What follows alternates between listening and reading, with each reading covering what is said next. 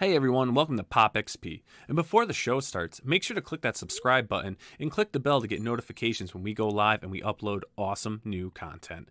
And don't forget, if you can, make sure to share our stream on all your social media outlets. We appreciate it, and thanks for helping us grow the Pop XP channel.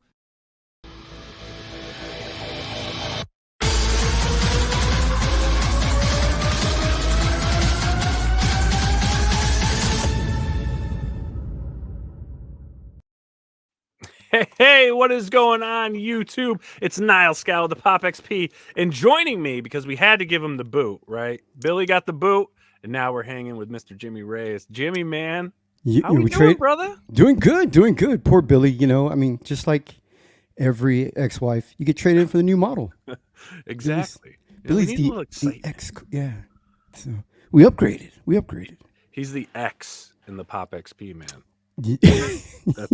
That's what I'm saying. Yeah, I always thought he was the Pop because like Papa or something, but yeah, because he's old. He's old. Poor Billy. Well, Jimmy, man, I am glad you're hanging out with me. I love streaming with you, dude. You've got great insight. You're fun.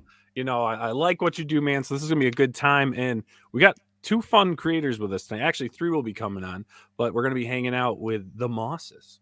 That's what I'm going to call them, the Mosses. We got Bill and Cat Moss on tonight. We're going to chat about their campaign, Nira X, Dark Sea 2 of 3.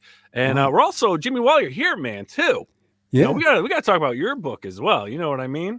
Yeah, thank you. I appreciate that. We'll give people, something, a pre-show, for the big, I'm the opening act for the Mosses, You're the opening act on the little stage or the big stage, though. That's the deal. Yeah. But don't worry, guys. It gets better. Don't worry. I don't want people to look at my stuff and go, "Ooh, is this as good as it gets?" Awesome. Well, man, let's bring them out. Let's get Bill and Cat on. So everyone, please welcome Bill Moss and Cat Moss to the show. How's it going, everybody? Welcome. And in spirit, though, since Tucci's not with us tonight, usually it is Thursday Night Live with Bill Tucci. I would just like to have a little moment of silence if everyone can just bow their heads for the old Tucci. Okay. Excellent. Now we're talking. He just got his angel wings there. He just got his angel wings. Is that a gong for ants? Yeah. We had to do his bell. He sent me a recording of his bell, everyone. Right there. That is the actual bell. Oh my God. He's always doing. Wow. Yeah, Billy. Well, there's more. Billy. We'll catch Billy next time for sure. Yeah, definitely. Yeah, exactly. But I'm glad you're here, Jimmy. It's nice to meet you. It's like meeting new people face to face. Yeah, that's what I love about this being online. We get to meet people that normally wouldn't meet. Unless we're just happen to be at the same convention or something. Exactly. So it's really cool. This is a brave new world. I mean, I've honestly talked more specifically like with people like Billy. I've spoken to him and interacted with him more since we started doing online things than because at the show, when we're doing shows like back in the 90s, pre-2000, you're working your table, you're selling, you're talking to fans, and you're doing your thing at the show.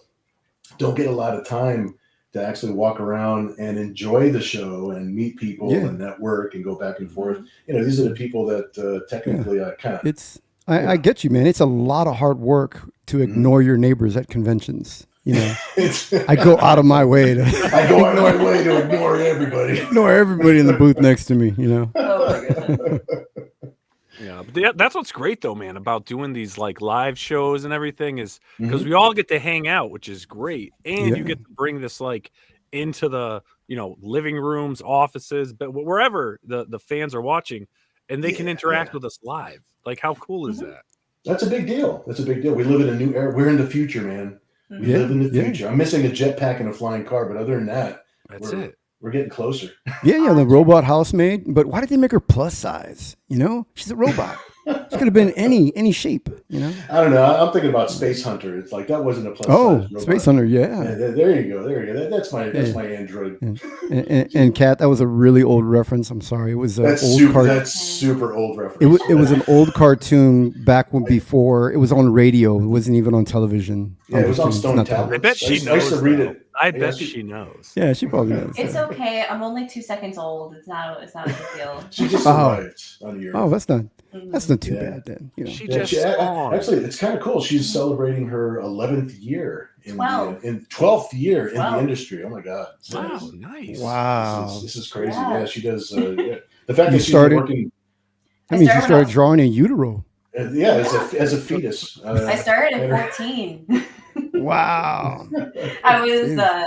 it's like I would fill up all of his markers, all of the pens. I make sure Spotting that like I blacks erase all of the yeah. pencils, fill in blacks. I was doing all of the grunge apprentice work. Wow. He's just like, you want to try? Then here, you get to do all the stuff I don't want to do. That is awesome. I couldn't even get my own daughter to acknowledge that I was a comic artist. She just wouldn't say the words. She's like, she refused. It's just like I was always really, really impressed that I was just like, my dad draws. What did your dad do? My dad draws comics. Yeah. It was always lots of fun. And It's he like, takes oh, your me- dad's president of the United States? No. My dad No, draws my dad comic draws. My books. dad draws comics. Yeah, it wasn't until way later that she found out that all I draw is boobs and spaceships for a living. So it's like not as impressive. Dude, that's honestly more impressive that you were able to like raise me and feed me off of boobs and spaceships. And- That's very impressive. That's respectful, man. Yeah. That's a respectful business Yeah. right there. What was doing it my like thing. growing Doing up my with a comic book artist dad, Cat? It was a lot of fun because I could draw on the walls and I would not get yelled at. He would come in and critique it. No, see, no. Yeah, right. The head's a He was little, just like, little. okay, Yeah, it's just I like there was a lot of artistic freedom, and he's just an awesome dad in general. So he just did a good job with the actual raising part. Wow. It's just the only thing that we really butt heads on is if he needs to wake me up for something because I'm just. Yeah, fortunately, But, she yeah. also has That's the only my thing. can't I'm wake up in awful the at morning waking up. gene. Yeah, you're a comic artist for sure. You know, yeah. Mhm. Yeah. There's an 8 a.m. What? You know, I've tried to push her away from it because really, this being an artist is kind of a roller coaster ride. Yeah. of a life. Yeah. It is. So you're doing well, you're doing not so well. It goes up and down. It all depends on everything, right? So I tried to push her away from it several times because you can only really do this job if Yeah. you really, really love it. Because And you didn't want me to do it out of a sense of obligation because you did it. yeah, especially especially, or because it was handy, or because Yeah, it was because handy. But it did just you- happens to be there. Yeah. Did your dad and Bill, did you give her the greatest tip that we could share as fathers and artists? Is that orange Cheeto dust can also dub as orange paint, finger paint. You know, you put a little sunshine in your artwork with your little Right. Cheeto dust fingers. It might- Accent in there. It's like that orange just might be archival. I don't know. Yeah. That orange is archival. It never fades. It will never Stays in the intestine It forever. never goes away. It's a pastel. It's okay. So Yeah. that's part of my Irish heritage, and then in my Puerto Rican heritage, I let her paint like on the inside of the car.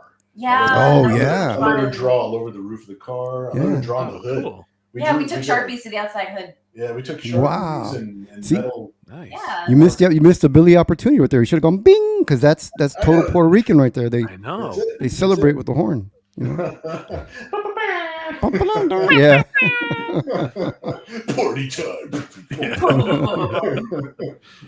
You pay So, for Kat- the whole seat, but you only need the edge. Hey, Kat, with working with your dad, right? Because in the books that you're doing, and you've been doing the coloring for quite a few of the books. Because even Yes. Bill, when we had you and Don Mhm. on, she did the coloring for those books. She did, Um, yeah. She did all the colors for Beard Mhm. Zerker, and Yeah.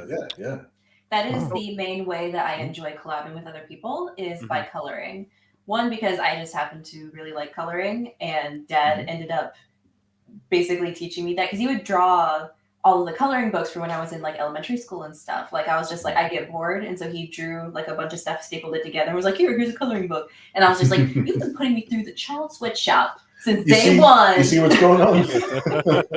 No idea he was doing Yeah, that. pull your weight around here, Yeah. kid. But then a lot of people that I was working with they just didn't either they didn't like coloring or they didn't have time. Like it was a way for me to be helpful. Mhm. And so that's how I started being the colorist for things. She But actually then took a lot of my coloring. I took the coloring jobs from him for a lot of them. I ghosted her in on a few jobs, and then those clients started asking for me specifically, and I was just like, "Oh, that's actually That was Kat's actually work." me. I Yeah, I yeah. thought you were going to say, I thought you were going to say those clients asked me, "How did you improve so quickly?" I know, right?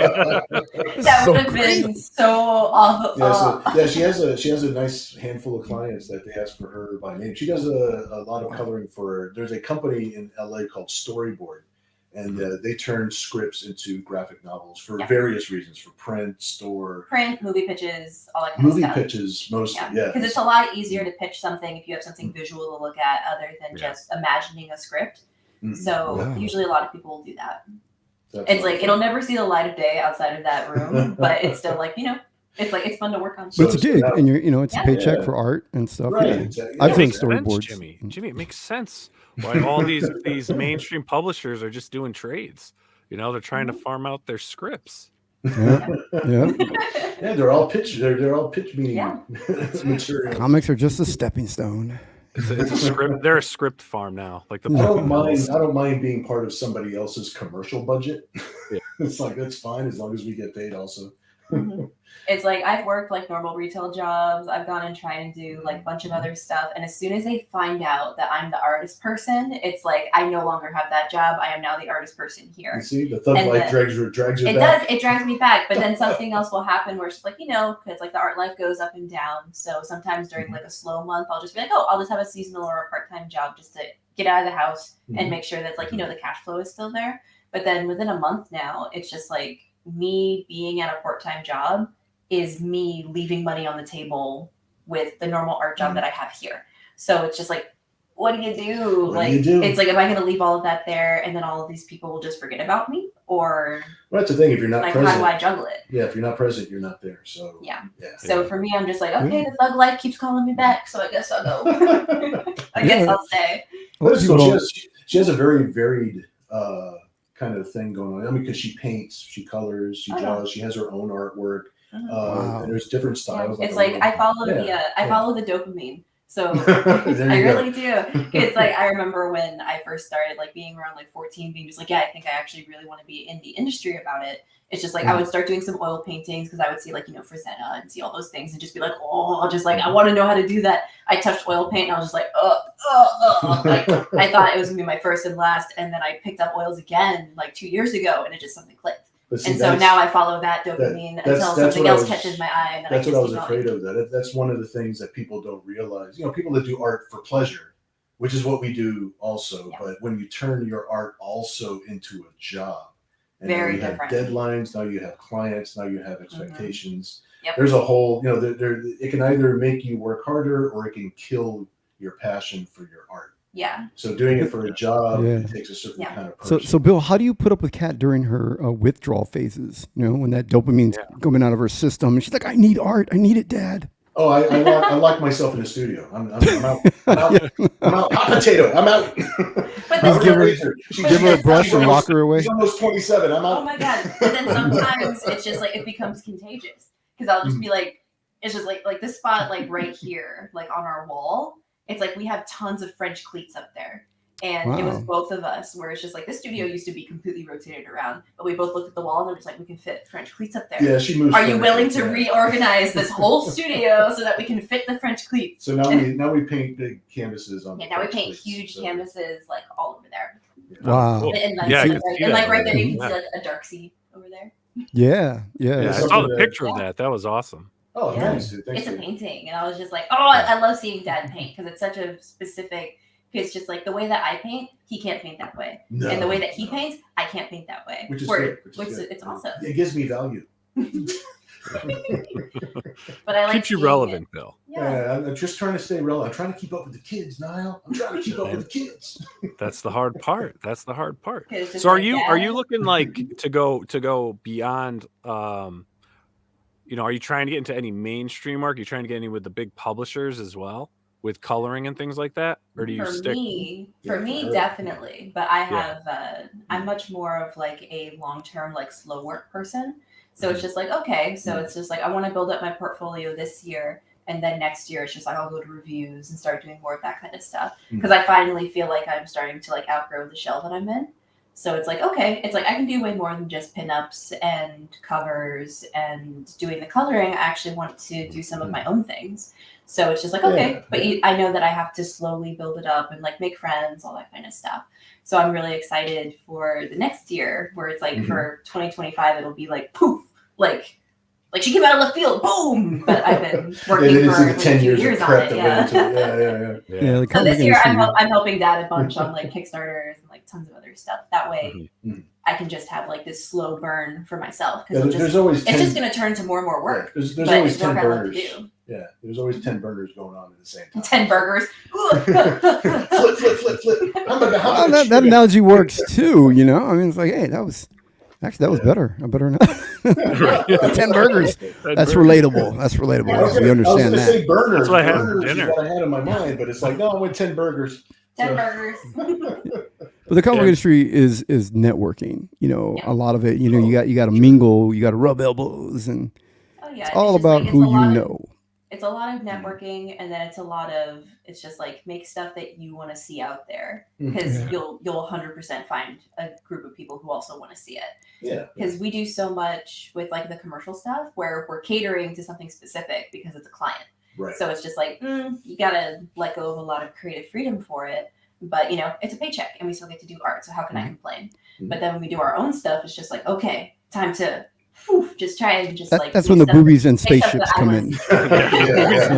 But you know what? All the client stuff, I mean, other than putting some food on the table as well, it sharpens up all your skills for when you do things on your own.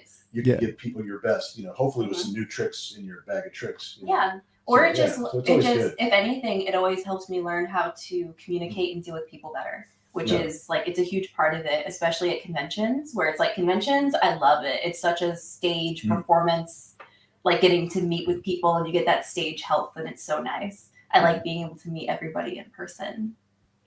Yeah. I'm just over there with a bag of Cheetos. Like, I draw pictures. What do you want? $2. I'll tell you, man. When you're at the conventions and you know you wrap in the evening and then everyone just meets up at like the hotel bar and stuff. Right. I mean, there's nothing better. That's like the best networking time right there. That's nice. That's it. Because you can get most blackmail done then. You know, that's when you get all the gossip and the good. And my boy, bars now. I got some dirt on you. Now let's make it right. Did you know Bill forced his daughter Kat to start working at age 11? My goodness, he was bringing her to cons when she was a fetus. Oh my goodness. And my boy Brian Blevins says here, at Bill, I love all my original art I got a couple months ago online during the auction. I still need the Zen OG art. Do you have a NES game for sale with signatures? Dude, you know about the NES game? Yeah, I know. You know the NES Blevins games actually, knows. Yeah, it's like the NES games, that era of Zen was right before we took over. We took over Zen. We actually formed an imprint. Don Chin and I actually co-founded Parody Press together back in the 90s when we started Parody Press. And then we had a desire to have just regular action adventure superhero comic books, but we didn't want to publish them under the imprint of Parody Press. I didn't want people to be confused that this was a parody of something as opposed to something new and creative that we were doing ourselves. And then Don got the opportunity. I forget exactly how Don met Steve Stern and Dan Cody. They're the co-creators of Zen Intergalactic Ninja. And when we got the opportunity to actually publish Zen, that's when we came up with, and we created and co-founded together Entity Comics in order to. So that's when I came into the picture. It was like right around '93. So the NES game and the Archie Comics run, that was right before Zen came across our table. Were you already publishing Zen when Jay Lee did the cover? Yeah, in fact, I colored that cover. Wow, cool. that was a bucket list item for me because I got to first of all, this was before I really had like Photoshop or a computer that could do more than check email. You know? Oh my goodness, yeah. So I actually got I had to make a photostat of his original artwork, and I completely hand colored and airbrushed that cover, and then we made that chromium cover out of that. So that was that was a big deal for me back then. I love Jay Lee's work. So it's, that was the first time I had ever seen Zen. Was that Jay Lee cover? Awesome. Yeah, his depiction of Zen was like, that was a bomb, dude. It was just boss. It was so boss. But I got to work with. There's a lot of people that I got to work with like that. Like I got to color Sam Keith's work. He did a couple of parody covers for us. The Pummeler. That was a really funny one. We had the Punisher parody, and he's got like bunny rabbits coming out of the barrel of the gun and stuff. It was like it was badass. Yeah, it was really cool. The amount of people that we met and interacted with during those years. The 90s were magic. You know, the 90s were just magic time. You know, I love it. And then it's just like everything you've drawn since then is just like 90s, like plucked out of space time. And it makes me so happy because I'm just fortunately, I can't not draw a 90s book. So it's just what comes out. That's my goodness. That's the era that stamped on me or imprinted on me the most. Thanks. I think so. It wasn't on purpose. He didn't name me this on purpose. No, her name is Catherine Taylor Mouse. That is her name. A fancy mouse. She did not go by Cat until she got into like junior high school. Middle school, right. It's like there were multiple Catherines. And then I was in English class and I was just like, someone just called me Cat. And then the English teacher went, Cat Mouse? And then I was like, it works. And I walked away. I was like, I didn't do that on purpose. I'm out. Hot potato. Again, I'm out. Been going by that ever since. And it's just like, yeah, that's it. And it works. Even when we went to a live showing of Game Grumps. Yeah. Had a live show in Richmond. Yeah, we went. And she actually got the opportunity to get on stage and do the whole bit. But they never said Cat. They always called her Cat Mouse. Yes, they always said her full name. So I thought that was hilarious. Yeah. I thought that was great. Well, that's when you know you're famous, is when they use the full name, like Frank Frazetta. It's always the full name. Yeah. That's when you made it, you know. And they'll start calling you JR. You'll become the real JR, Jimmy. I am, yeah. Who shot JR? Yeah. There you go. Daniel Russell asks, Bill, I'm assuming he says, are you bringing back Zen? Can you bring back Zen? You know what? Actually, after this Kickstarter, next month, March 21st, we're actually launching the new Zen Bounty Wars Kickstarter. Yes. So cool. Wow. So that'll be lots of fun. And I'd love to talk to you, Nile, about having us on for, so we can promote that. Oh, definitely. We'll have to bring Brian Blevins on for that one. Yeah, that would be amazing. And Steve Stern, the co-creator, he's writing it. It's going to be for First Comics. We're actually crossing over and bringing Nira X into that story, which is cool because the thing with it feels full circle. Yeah, it's a total full circle moment because I've been working with Steve on and off for the past 30 years. We've never lost contact. We've always been working on some project or other. And Nira X has her first appearance in the pages of Zen, the very first issue of Zen that we ever published under Entity Comics back in '93. That was her first appearance. She was like a hired mercenary, a hired space chick mercenary. And, so to have her back into the story and have this big bounty hunting 4-issue miniseries is big full circle moment for us. Wow, so Nira X is 30 years old. Man. 30 years old, man. 30 really? years old. But she's an immortal time traveler. It's fine. It works. All right. It's not like we're going to see her in this episode just all living by herself with a bunch of cats. I know, right? Yeah, it doesn't work out like that. No, this isn't. I always think of her as more of a mature Laura Croft type character. Like, there you go, man. Yeah. She's like, I got my stuff. I'm good. She's good. Just with spaceships. Nice. Now we're still waiting for Tom to pop on, right? So maybe while we do that, Jimmy. You want to show off a little bit of what you have still in the works? Yeah. Let's take a Thank look. you. Yeah. I appreciate that. Yeah, Dragon Rage is a high fantasy comic book, high testosterone book, some badass warriors, beautiful, attractive female warriors. So, you guys, this is like along the lines of, I'm a big Robert E. Howard fan. I love Conan, J.R. Tolkien, and that looks so cool. I'm always a big fan of dragons, so I'm already interested.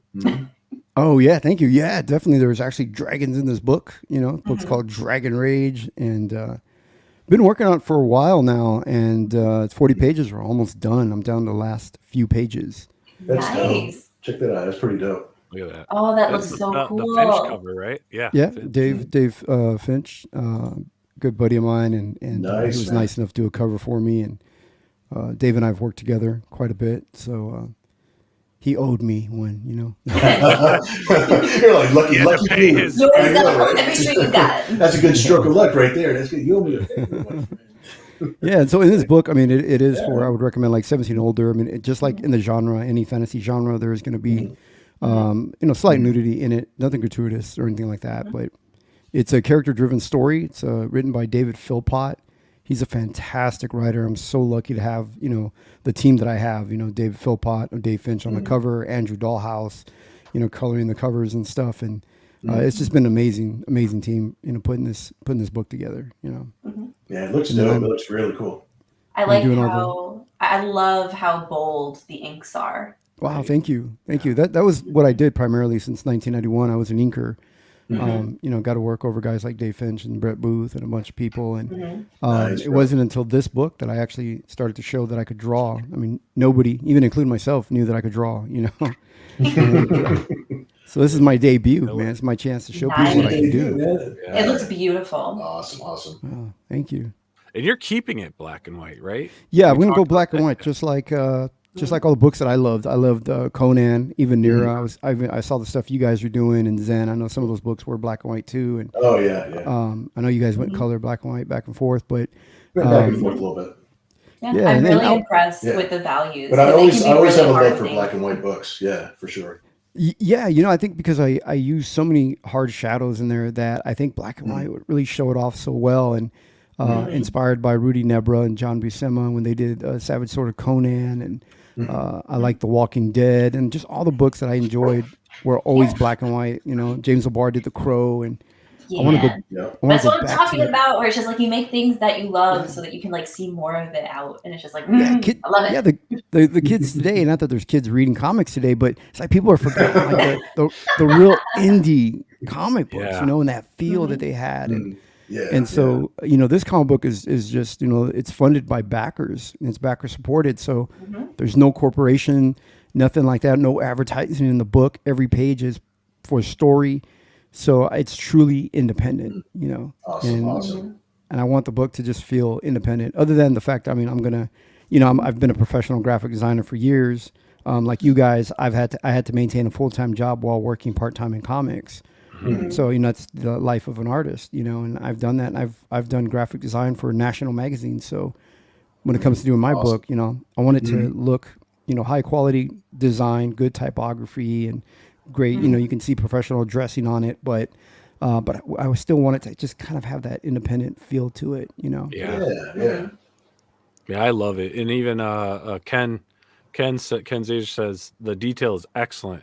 It has a Sin City feel in the darks. Wow, thank you. That's another book. Man, I can't believe I forgot to say Sin City, Frank Miller, and there's just I love that when you see a black and white book, it was intended to be a black and white book. So you inked it because you knew that was going to be what it was.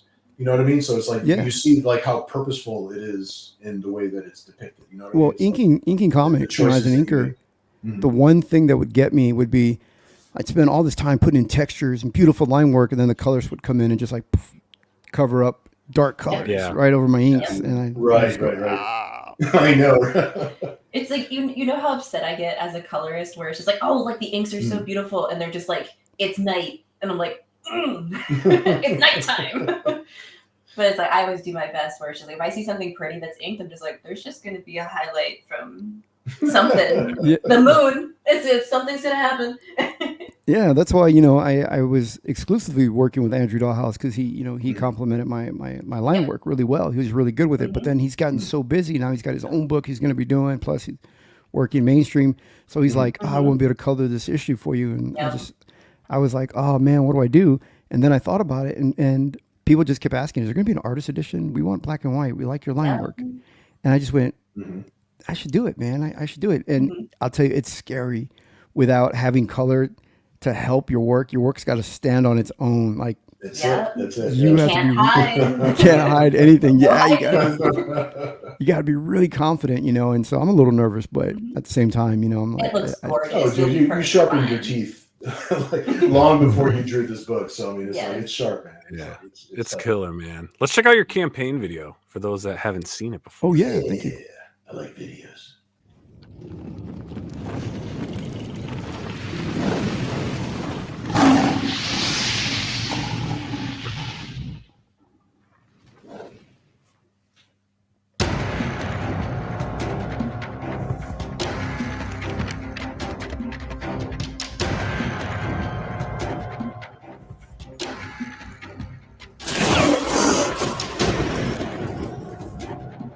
Dragali, the true dragon masters.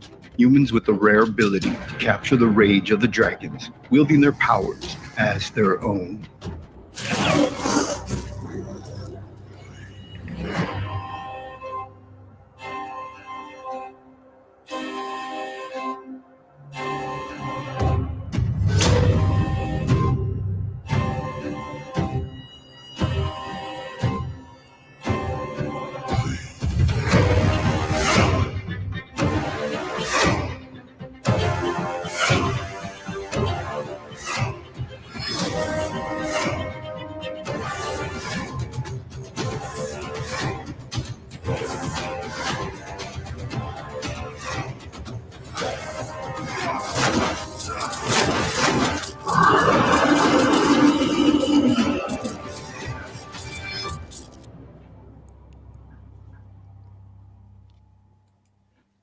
That dragon. That's so nice. Sweet. That's cool, dude.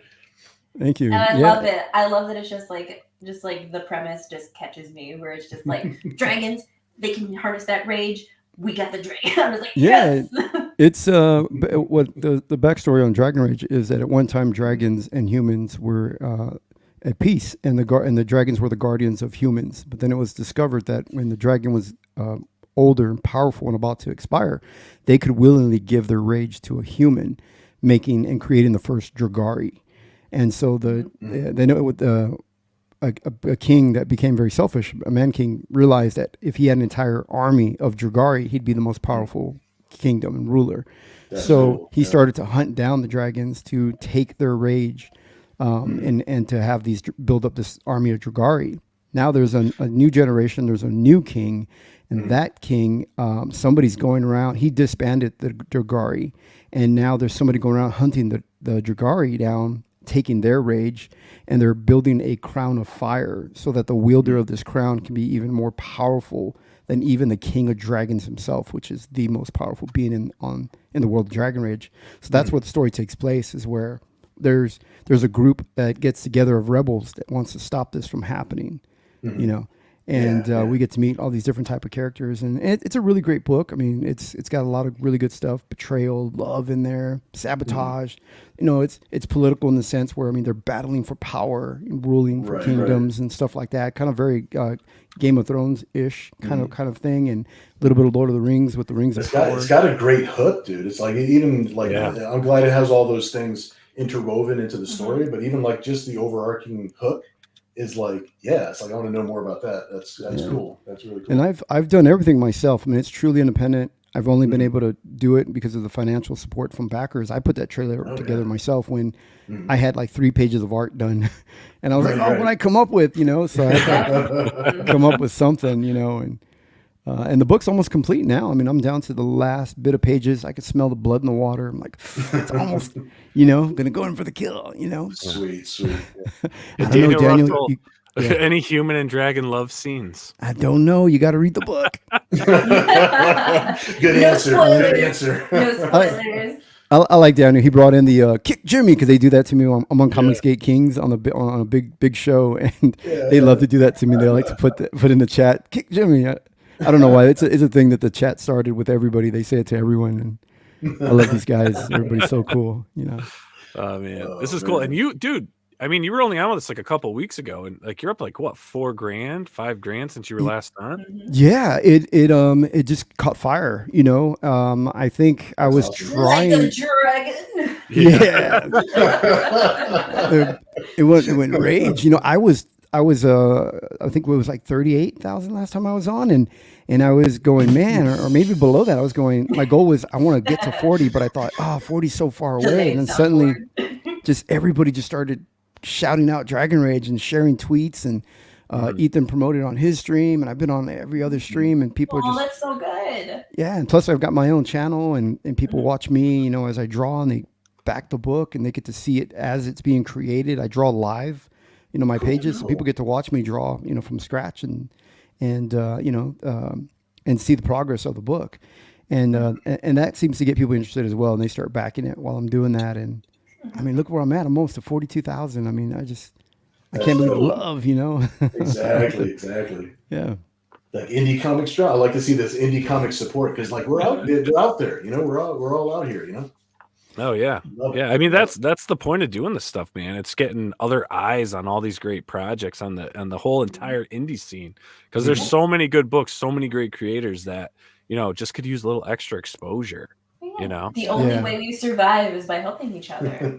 Exactly. Yeah. When I was coming in, I got a little discouraged because I saw so many great artists and so many great projects out there. I thought, man, who's gonna want my book? They even know who I am. Imposter syndrome. So that's because you're the true artist. Because like that's the thought that always goes through your head. Yeah. You're always going to be your worst critic. Always. Right. But I was just taken back by the support. I mean, not only that, I've gotten support from like Dave Finch going, "Hey, I want to help. I'm gonna do a cover." And I've known this young man who has a YouTube channel. He's got 28 million subscribers. He's huge on YouTube. He's a legitimate artist. And he called me up a few weeks ago and said, "Hey, I got a cover for you. I did a cover for your book." And that's so nice. And yeah, so I said, "Great! So I want to put it in my next campaign." And he's offered to help me promote it. And I just thought, wow, the support, man! And backers, people backing it. I get backers that will put out tweets themselves and tweet out my campaign in their Twitter accounts. And I find them and I go, wow, I can't believe that people are like, they're helping me out. They're really just getting in there and doing a lot of legwork. And I'm so grateful. Yeah, they're the real superpower, dude. It's like without them, without everybody kind of like filling their role, and it's like then it's a win-win, because we all enjoy this medium so much. And one thing I'd recommend, Bill, like for you guys, I know that you're coming into crowdfunding and all that, but like I've gotten the support of guys like Alex VRB. He has a wrench. There's another guy, Ben Snakes, and there's many other guys out there that have wrenches where they're in the chat and they're moderators. These guys, even on streams that I'm not even watching, they'll post links for me in somebody else's stream, because they really want to help encourage, and that makes everything work. Yeah, I mean that's amazing. I mean we're kind of like learning the ropes, as it were, as far as like getting involved with everybody and getting beta streamers. Yeah, and the whole the live stream. We stream, we do our own little show, we do our own little things, and we're connected with a few different people now, which is great. And any help that we can get is so appreciated. The more and more people get to know you. Like for me, I mean, it didn't start that way right off the bat, but as they start to get to know me more and more, I mean, like I'll see Alex on a different stream, and I'll pop in on that stream. He's already got the link going for me in the chat, and I'm like, oh my god, wow, Alex I'm so grateful for this. And that's what's great though. Like I said, when you do these streams, like it becomes personal. Right? Because the fan, our viewers become our friends. We're chatting with them on social media. We're meeting them at conventions. They participate in the chats, the wrenches, as Jimmy was saying. We're throwing up those links. It's so fun. It is. It really is. I've gotten to the points now where I always tell people I don't have fans necessarily. I have friends that support my habit. Yeah. You know what I mean? So they keep me off the streets. You mentioned Ethan. You mentioned Ethan a minute ago. It's like that's somebody else. That was another bucket list item for me back in the old Parody Press days. Because we actually in Parody Press, he did one of the covers or back covers for the Skunk. We had a series called the Skunk. He's like a big superhero like this and stuff. Wow. He did this amazing freaking cover. Wow. And he just got the color of that. So that was enough. I had to mention that just to like be grateful to Ethan for that. So it's just to say thanks. It's such a dope cover. Wow. It's like all of your 90s stuff that I'm so jealous of, and I told you, man, the 90s were magic. The 90s were lit. I want the 90s to come back. When people shit on the now I'm like, you guys just don't. Well, maybe that's like part of getting old too. Where it's like, your music sucks. You had a. It was. Yeah, I mean, that's what I say. Like people do say the same thing. Like you guys don't get it, man. The '90s. I mean, that was a long time ago, but it was so great, man. It was so different back then. I mean, back in the '90s, man, you had to wake up before taking a nap. You know, the rain was dry. You know what I mean? I mean, it was a whole nother. Comic creators were freaking rock stars. They were, man. There were thing, locks right? shut down, police directing traffic. I mean, Image Comics popped up right like when we started publishing. You know, it's like I'll see this stuff because just like Dad freaking documented so much when it's just like you have your big camera, you're just going around with like the big camera, and I see so many things that are just like I thought it was romanticized in movies, and it's like no, that was just the '90s, and it was just the '90s. It's just the '90s. Back in the it's the amount of chilling out that you could do. Tom actually made a good point. You see Committed Comics in the chat. He's actually making his way across the city so that he can join us on the stream. So he's traveling right now as we speak. Nice. But yeah, Alex, Tom is reminding back me your that, campaign bill. right. thanks, Alex. Backer 1, 2, 3. Thanks so much, dude. Perfect. Yeah. Let's get that up here. Let's take a look at this. I'm sorry, Tom. I know you're traveling still. No, We're 40 minutes in, man. We got to bring it up. Adam Hughes. We had an Adam Hughes Nira X cover back in the day. Wow, man. I mean, it's like all these bucket list items. The '90s were just nuts. Oh, you got another backer too, because now you're at 124. All right. Nice. Thanks so much. Very cool. Well, let me do this. Let's play your campaign video first, and then we'll talk about it. Sounds like a plan.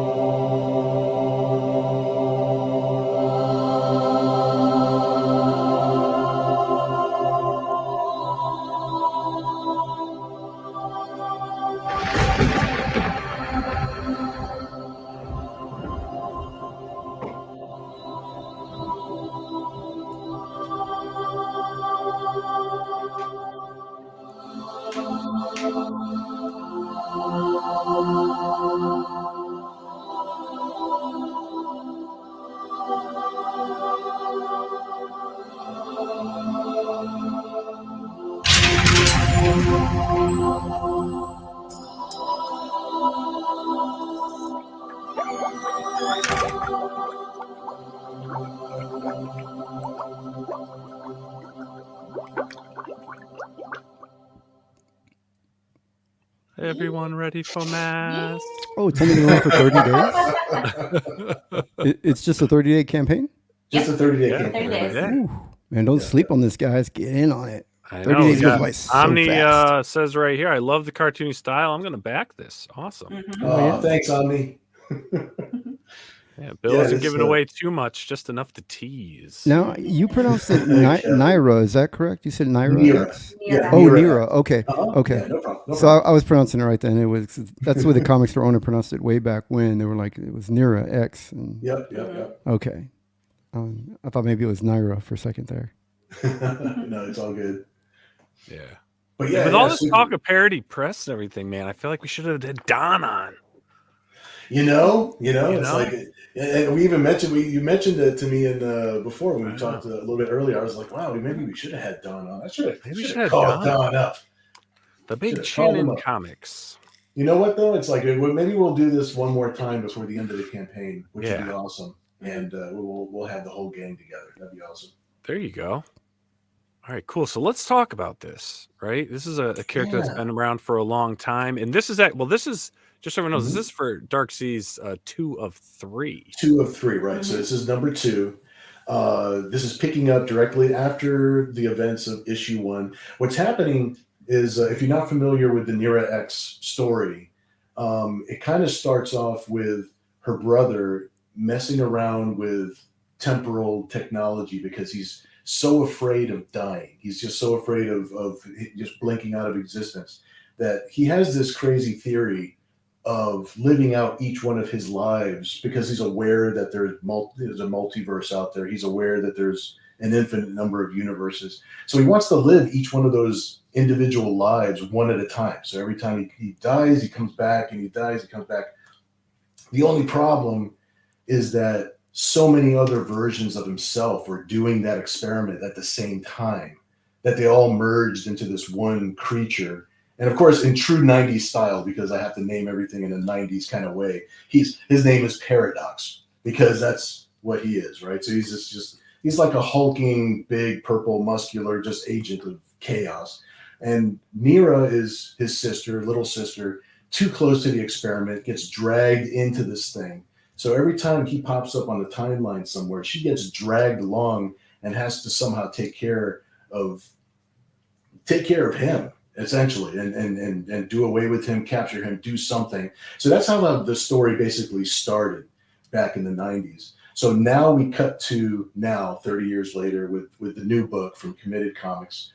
And what has happened is that we have had so many crossovers and so many different companies and different artists with their take on Nira that it's so convoluted and so crazy that we've consolidated all of her different realities into this now new continuity at Committed Comics. So we're not rebooting it, even though we're rebooting it. All that old continuity still exists, but it's a mess. It's spaghetti, you know. Mm-hmm. So we're trying to wind a ball of yarn out of it. Right. So the Cyber Angel world of Oasis is where this is all taking place now, and Oasis is essentially what her brother Alex, because there's good versions of him also, as well as evil versions of him. Yep. So he feels so guilty over the fact that he has destroyed so many timelines and so many people and killed so many people, so many people. So he's trying to save as much of it as he can. Yeah. So now in these new issues that we're coming up with, trying to consolidate everything, this Nira doesn't really know what's going on. So now we get to follow her through all of these bounty hunting shenanigans as she tries to figure out what's going on. Where it's just like we, as the people who are reading it, kind of know what's going on, kind of don't know what's going on, but then we get to see really cool fight scenes and sexy chicks the entire time. So I'm just like, I'm here for this journey. So all of the different rogues galleries, all the different bad guys that she's defeated along the year, over the years, she's running into these characters again on this new Oasis world, which you could think of as you could think of it as a video game map, essentially. And it's like, instead of time traveling, it's a mixture of all these different times and eras that she has to make her way through in order to kind of figure out what's going on. It's a modge. That's the world that we're in, and that's where she's going right now. So currently in this issue, she actually found this sword that belongs to her father.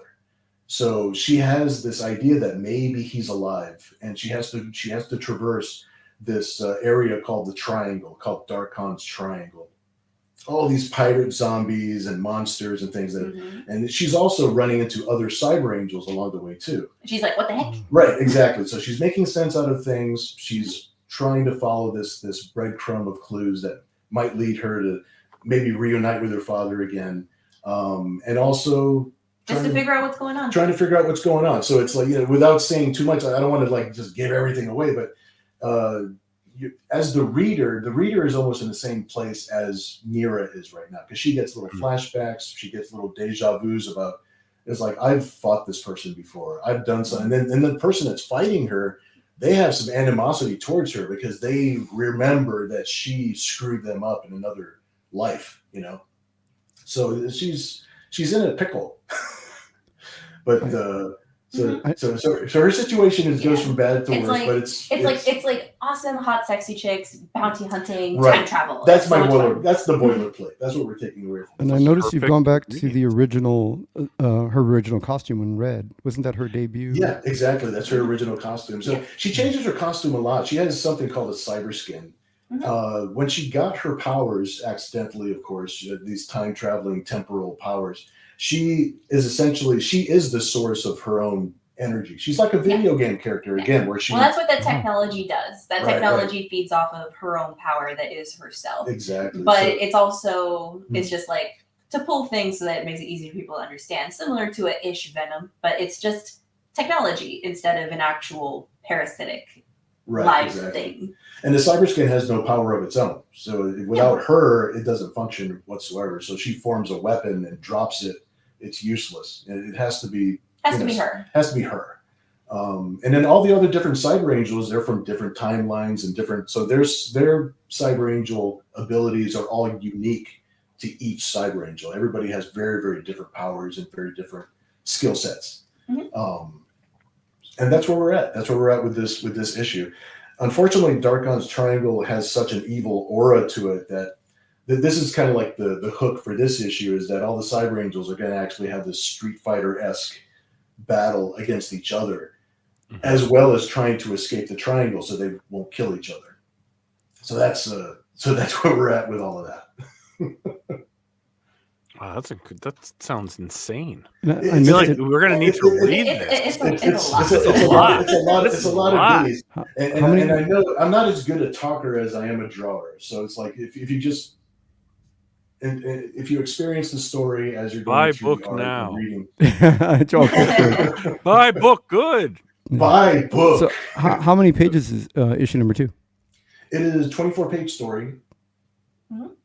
I know that there's multiple covers. There's Cat Mouse also has a variant cover. There's a variant cover by the talented Thad Rhodes. It's a digital / painted piece, but I do have to point out that 0 AI was used in the creation of his cover. Yeah. I have to point that out. He's just really good at what he does. I mean, he's been doing digital art like that. I've known him since we were kids. Honestly, I'm doing him all the time.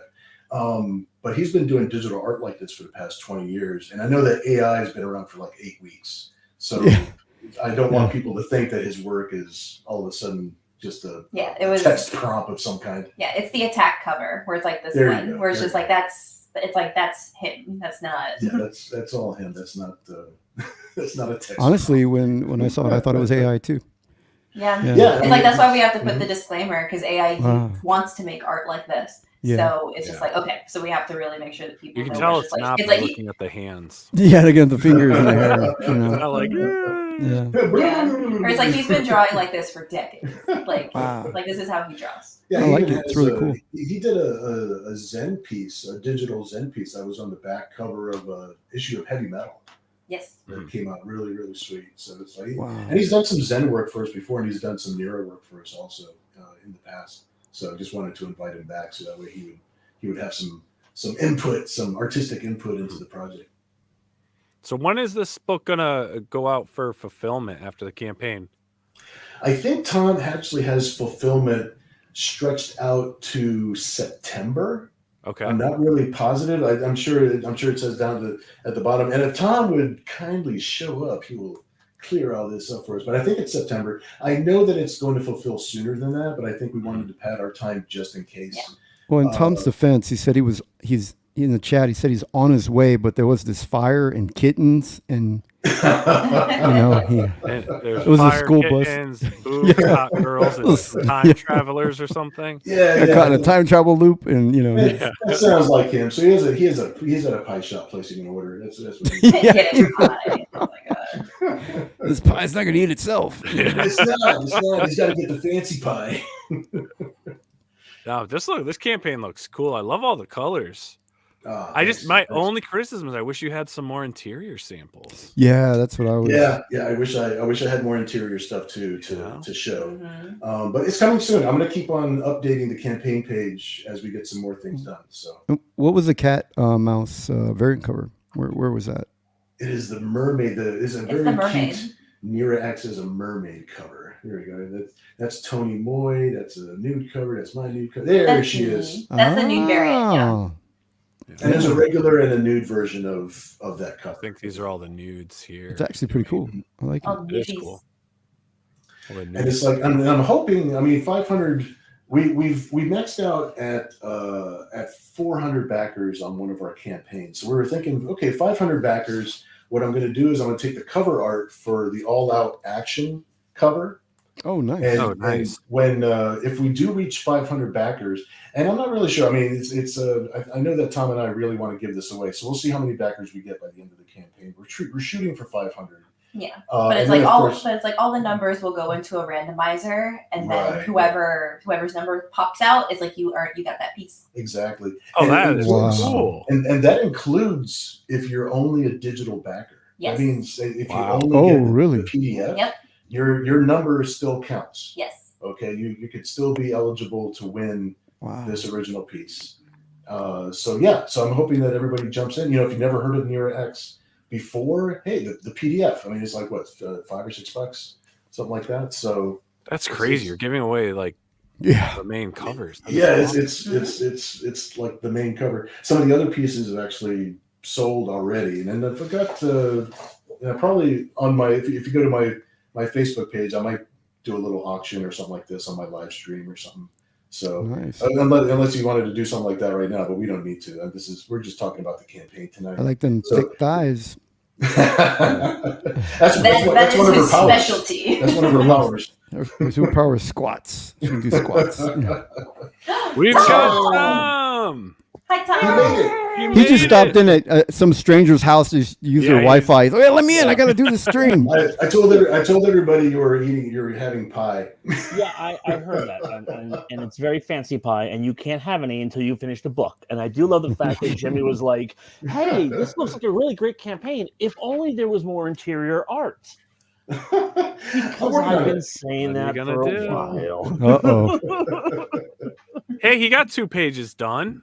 You can have at least a little slice of pie. There's a little slices. A tiny slice of pie, so that I can have energy to draw. No, We've learned Bill's kryptonite, man. He gave it away. It's Cheetos. Yes. Just withhold his Cheetos and he'll work harder. Withhold the Cheetos. That's how Tom and I first met. The crunchy Cheetos or the Cheetos crunchy puff? It's got to be the crunchy. It's got to be It was the the crunchy crunchy, Cheetos. and it was the flaming hot. No, not the flaming hot. You won't be my friend if I have to eat the flaming hot Cheetos. Well, that's what I eat. I can't draw if my eyes are watering up. So. His belly is baby pink. He cannot have spicy. Right. Yeah, Kevin, I agree with that. Why are you streaming, Bill, when you should be drawing? So your stomach isn't your Puerto Rican half. That's what I'm hearing. Yeah. You figured that one out. The distribution of DNA did not. That is definitely true. That is definitely true. No, actually, as I was walking up the stairs to my apartment, I heard you guys talk about the fulfillment as an element. And so, yeah, I'm hoping to, I've got it scheduled out for September, mostly because of the fact that I also do a bunch of shows throughout the year. Yep. And I am also the one who fulfills the campaign. And I also have a day job. So even on a best case scenario, it takes a little while. Working that grind. Right. And then that gives me time also, because after the campaign ends and we get books back from the printer and this and that, there's commission and sketch tiers that need to be done after the campaign is completely over, because that's people placing their orders for. So it gives them a good amount of breathing room to actually get the commissions done in a reasonable amount of time. Right, a reasonable amount of time. I don't want to rush through that artwork. I want to give everybody my best. Now, am I the only one here, guys, that whenever I hear somebody say, and I've also got a day job, I feel like I should be sending out a sympathy card? Like, oh, I'm so sorry to hear that, guys. Chinese violin, yeah. Well, that's the Achilles. That's the true Achilles heel here. And then the other half of me. Well, sometimes. Actually, my Achilles heel is that I haven't had a day job in 30 years, so I really need you to buy the book. Well, thanks for coming to the show, Bill. Really appreciate you bragging. But then the other part of us, Bill, is like, what's it like having benefits, man? Right. What's it like having real medical insurance? Oh, dude, you have no idea. That part's really good. I get 401k is great. Yeah. If I had joined the military, I think about this all the time. If I had joined the military, I would have, out of school, I would have retired 20 years ago. Right. I could have been drawing That's this weird. with a pension in my pocket. With a pension. Nobody warned me. Now, if it makes you guys feel But I any did better, want to be alive, so thank you for not joining. if it makes you guys feel any better, when in 2000, I basically became a single father to a very, very tiny cat mouse. So I did work. I was 2. I did work at a Pet Boys for 6 years while I was drawing. In order you to needed that sweet health insurance for a child. To make sure that I can get that steady paycheck for my child. Yeah. So it makes you feel any better, not knowing much All about the lube cars. you could want. I worked at All a the Pet Boys lube for you 6 years. could. No one wants that. That's one of our tiers. Is it? Oh, sweet. It comes with a pillowcase tier. Speaking of Yeah. blues, speaking of blues, That's rough. That's rough. Please buy the variant covers instead. What was that? I don't know why. I mean, no offense to you, but I pictured that movie. That what is it? Was it I Am Sam, where the guy's like he's special and he's raising a daughter on his own? oh yeah, Not that you're special, No. but I don't know why that movie came in. You're My, accurate on Well, that. then, Bill, with It's Sean the bond. with Sean Bill, Penn. help. it's just the bond. Yeah, Yeah. I almost felt bad for Kat. I was like, oh my god, Kat, For Poor a thing. long it was just time, you and Bill alone. Oh It no. was bad enough that people would bring me copies of Mouse to sign at shows. Apparently, they thought I was drawn by Art Spiegelman for some reason. Oh, So that was bad enough. I'm not also going to be special. But here's the thing: there are people who bring me that book, thinking that I drew it, and I'm just like, But you know, back when she was a fetus, a hard-working. Well, you know comic book that just means that we need to do the next miniseries needs to be titled Nira X Mouse, yeah. Yeah. and it could be about Nira X Yeah. fighting the concentration camp. Well, that's our Yeah. that'll be our Christmas special. Nira X Yeah. Mouse. Yeah, Christmas special. Oh, Yeah. happy for everybody. There you go. Yeah. Awkward. Yeah. Well, it's like I don't think we're in that part of the time travel story where she's going to be fighting Nazi Germany yet. I don't think we've gotten there. We're not there. Almost there. We're almost Not there yet. Well, when you get there, I want to do some art for it. You know? Holiday book, holiday book Indiana Jones kind of 2025. flavor. Yeah. Oh my gosh. I could do so many Bunch of jokes with Nazis. that, but I There's don't nothing think more they're right. American than apple pie and punching Nazis. and punching. There you go. Oh man, but we do. I have to bring this up though. What's that? Simply Cheetos Puffs are like Cheetos Puffs used to be before they went to Fat Puffs. I'm not quite sure. There's a lot of words there. Okay, I don't okay. know. Simply Puffs. I are feel the like best. I feel like there's an axiom in there. I feel like They're The really Simply good. Puffs, the Simply Puffs are baked. So it's a different kind What of are puff. Simply Puffs? Is that another? They're the version? healthier simply- cheese puff. Okay, right there you lost me. As soon as you say healthier cheese puff, They're like the- that doesn't. I know. They taste, That's they like taste like, so is much that a- more is cheesier. that a I'm word? telling you. These So- essentially, the Simply Puff is baked. They're simply And then, delicious. and then, and then the Coco. normal puffs are their type of deep frying. I don't know what else they do. So my favorite It's Cheetos like- joke. It's the healthy Cheeto, Uh-huh. even though Like- it's corn. No. There's There's only like so much way more healthy. cheese on them too. Way more cheese on them. It's got to have And you know, fake it's artificial a- cheese on it. No, it's Uh, real cheese. It's real Oh. cheese, Jimmy. Oh Yeah. no! Don't ruin it. My favorite It my says favorite it on the Cheetos. package because they have to tell you that it's real, or else the assumption would be no, What's your that's favorite not. Cheetos? You got, All right. you got my So favorite no, I mean recipe. my favorite Cheetos joke was told by a comedian who coincidentally was like I Am Sam. He was very special. But he tells this joke. He said he goes he tells a joke that he fell asleep on his lazy boy. He wakes up the next morning and he realizes that his junk is orange and he's freaking out. Oh my God, why is my junk orange? And then he goes, oh, I remember I was eating Cheetos. I know who you're talking about now. Yes. And then the best part is on that joke, you don't even have to say the second half because it's implied. We know Yeah, it. fine, yeah. Yeah. Except he didn't call it his It's like we can follow that Cheeto Dust trail. It's like he didn't call it his junk. He called it his pito, but I don't know if people understood that. He said my pito was orange. Oh my goodness. I actually understood that better.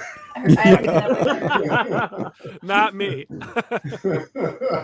look at that. We got another backer. We're at 125. All right. Yeah. Bring them in, One- people. Bring them in. At Bring 'em in. 150. No, it's- I'm gonna it's- do Keep some kind talking of about giveaway. orange junk. Hey Yeah. Tom, I was telling people about the 500 backer goal giveaway. Yeah, so at So I was 150, making we're sure going to that have people a were giveaway aware. of some sorts. I haven't figured out what it is yet, but at Right, 150, right. I announced it today on the update. Mhm. I'm probably going to dig into my personal collection and pull something out. I don't know. I've got a whole slew of stuff that I really don't need.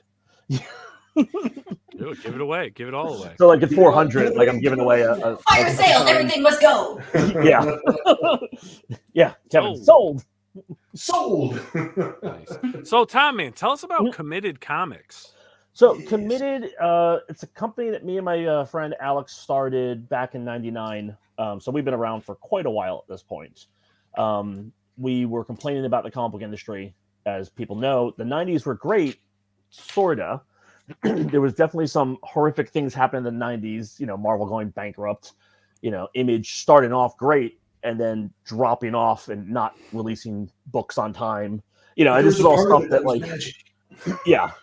And this is stuff that people forget. But I was stuck in the middle of it. Yeah. You missed the 90s we had. And so I know we're over here just like Debbie Downer over here. Like, the 90s were great, but it actually sucked, guys, because they killed Superman. And... he's going to start putting Gantt charts and stuff out right now. Tom just became the TMZ of our group. So. Sorry, facts, but no, pretty much my roommate at the time was like, look, you can sit there and complain about it all day long, or you can actually go do something about it. Like, So magic, you made the magic. Yeah. So I started. Exactly. So basically, I lived in New York. I grew up in New York, and so I had access to. I had friends who worked at Marvel. I had friends who worked at DC. I had a bunch of friends who were interns at Valiant. And so I literally were just hanging out at these places. So I knew enough people to where I was like, oh yeah, I can totally start a comic book company because when you're young and stupid, that's what you think you can do. Because why not, right? It's just I'd buy a ton of books. It can't be hard to make them. Surprise. But yeah, we started that, and I found a bunch of different artists and writers and creators, and we went to San Diego. We got a booth, and ironically, none of those people who I started with are ever produced anything for the company technically, other than a couple promo pieces.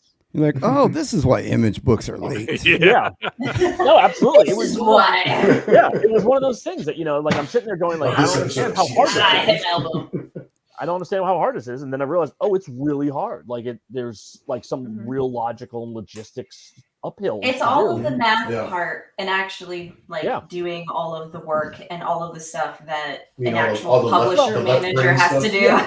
And it's not even the actual art or the writing or anything like that's another whole uphill battle within itself, which people can visually see that, but it's finding distribution, communicating with the retail stores, communicating with the printers. Back in '99, again, I know you guys have been around for a while, but it's like you called up a printer and said, I want to call up a comic book. How dare you?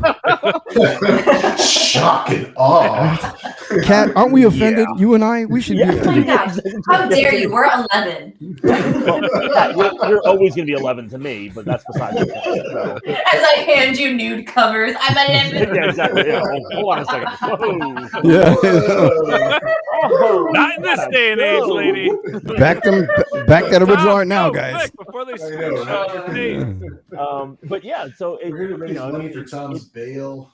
Yeah, you call up a printer and they were like, "What are you printing?" And you're like, "Oh, a comic book," and they literally hung up on me, like, they didn't do that. It was a joke, I mean, I had to use Quark to do the layouts on my books. Oh yeah, Quark Express. Early on, wow. Exactly. I was very fortunate. I'm friends with Kevin Tinsley, who pretty much set up Marvel's pre-press. He was like the forefront guy who did all the pre-press for everybody. So he taught me how to do a bunch of this stuff, and I actually had him on speed dial like the first early years of the company. Tech support. Yeah, it was like anytime I was like, I need to learn how to letter something because I got a book that's supposed to be shipping to Diamond in like a month. How do I do that? Yeah. So yeah, and I still recommend his book to people. I mean, he just updated it a couple years ago to definitely factor in more of the digital pre-press and more of the digital printing, because digital printing is different than plate printing, different than film printing, and different, which people don't realize that the values are different. I mean, this is all stuff that you're not gonna know off the bat unless you run into that wall a dozen times, and that's what I did a dozen times. If you don't have a mentor holding your hand the whole time, it's like you got to learn by doing. Yeah. I mean, this is back when, you actually had to, capture your blacks. You had to darken your blacks, and, because of the... you had to trap them.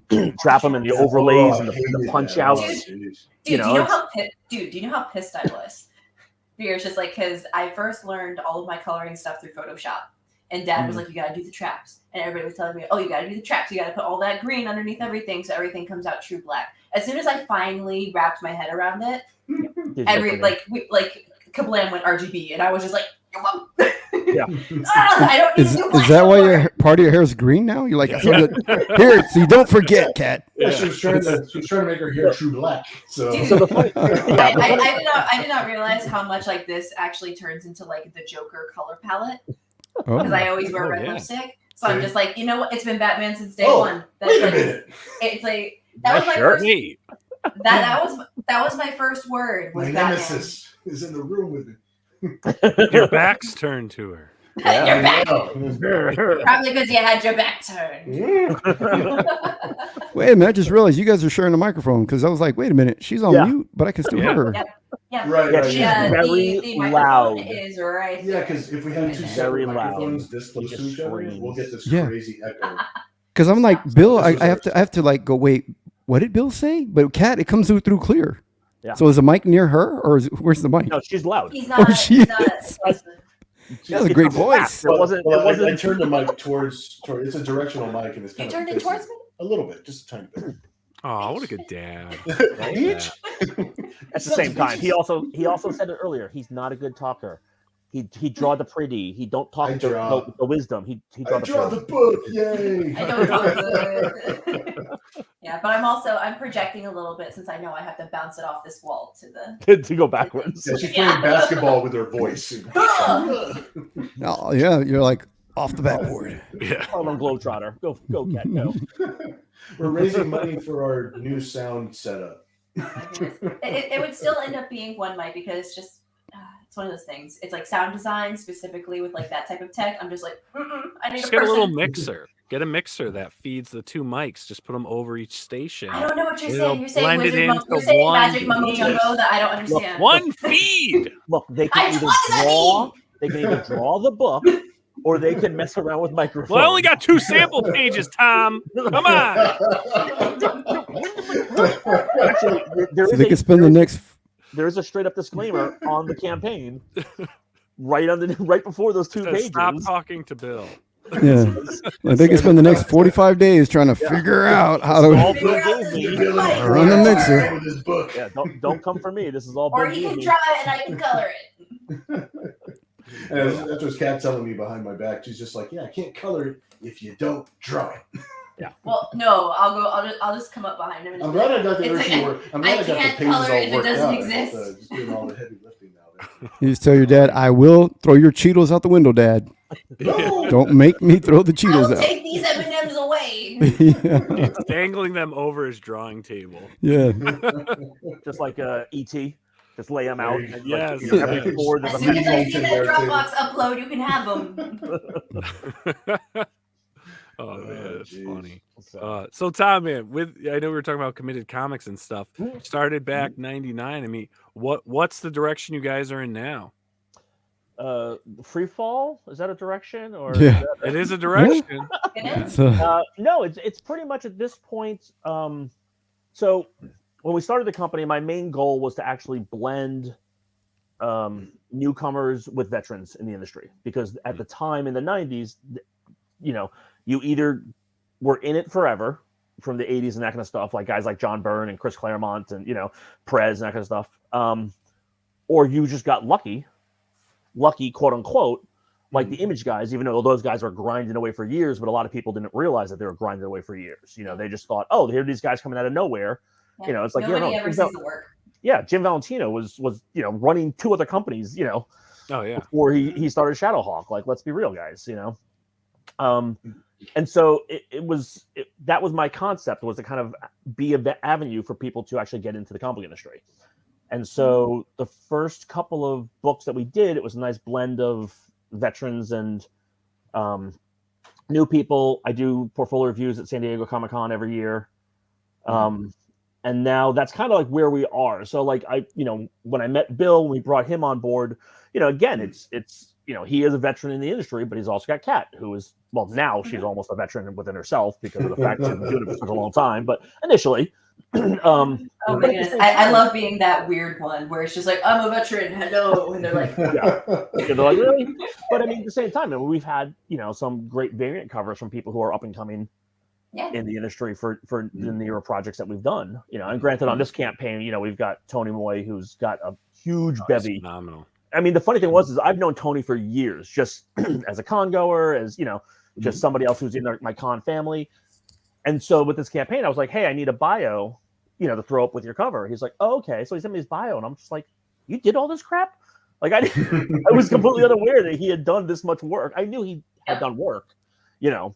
But the fact that he had done that much, you know, I was so like, much. That's kind of cool, you know. No. But yeah, I mean that's and now I've actually finally, after 23 plus years, I've now transitioned from just publisher, just behind the scenes, into creator as well. I finished my own book, and so that I'm going to be fulfilling that within mid-March timeframe. Woohoo! And so Nice. yeah, but it's like now I understand the headache and the drama of the creative side as well. So it's like, oh, this is going to be even more fun. Yeah, they're both 12-hour jobs. Doing them both at the same time. That's Yeah. So, but yeah, I mean, that's kind of where the company's going, and we're always looking for new talent. We're always looking for, you know, new creators and stuff like that. The only difference is again, like I said, I do portfolio reviews in San Diego every year. I get a bevy of portfolios. I actually keep them. I have portfolios dating back to 2003 in my storage unit and that kind of stuff. And so I keep them all. But the main problem I run into is I'll email people and say, hey, you know, I'm interested in your creator on project, or hey, I want to bring you in as a penciler, or hey, I want to do, you know, color. I never hear back from people. Really? Yeah. And I'm just like, okay, you know, people, or they'll sit there and be like, well, I want, you know, $700 advance for my project, and, you know, I want to make 800 issues and full color hardcovers. And I'm like, who are you? Like, slow down. It's like, the reality.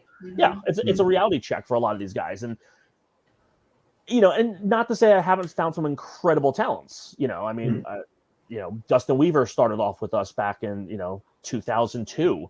He had his first sequential work with Community Comics. Camille D'Erico, same thing.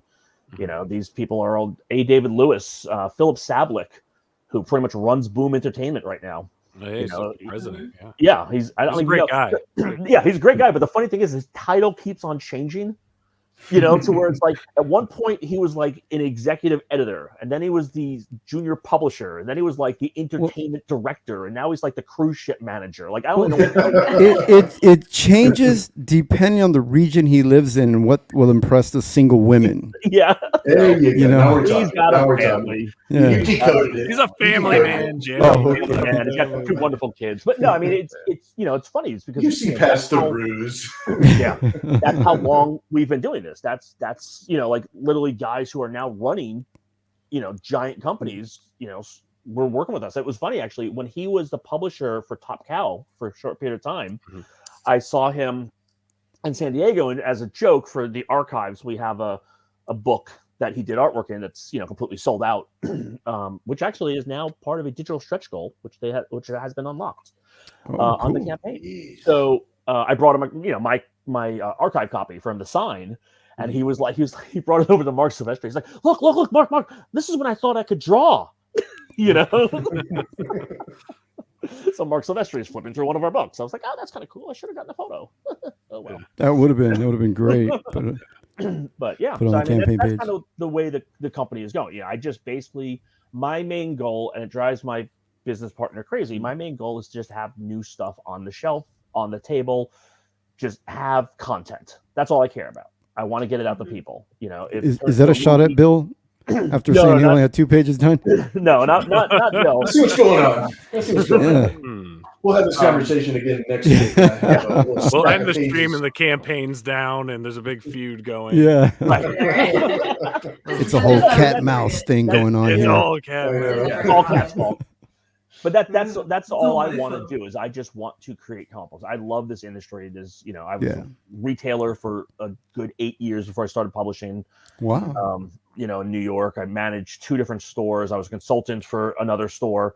You know, when I came out to Seattle, I live in Seattle now. And so when I came out here, you know, I immediately started, you know, helping out at different stores and that kind of stuff. And it's an industry I love. It's a medium that I love. It's completely unique. It's endless with whatever you can do with it.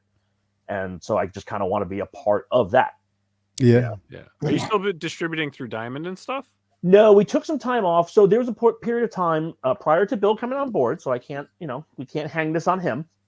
Don't hang everything on me. But there was a point in time where I pretty much had all the creators that were working with us stop producing. Either the miniseries that they were working on had ended, they had shown that they were unreliable and couldn't get me the rest of the project, you know. And so I told Diamond, I was like, hey, we got to take a little, you know, take some time off to restructure and stuff like that. And that was around 2012-ish time frame, 2012 to like 2014, around then. I took time off to restructure. I had an assistant editor who kind of stabbed me in the back a little bit, and so I was kind of like, oh,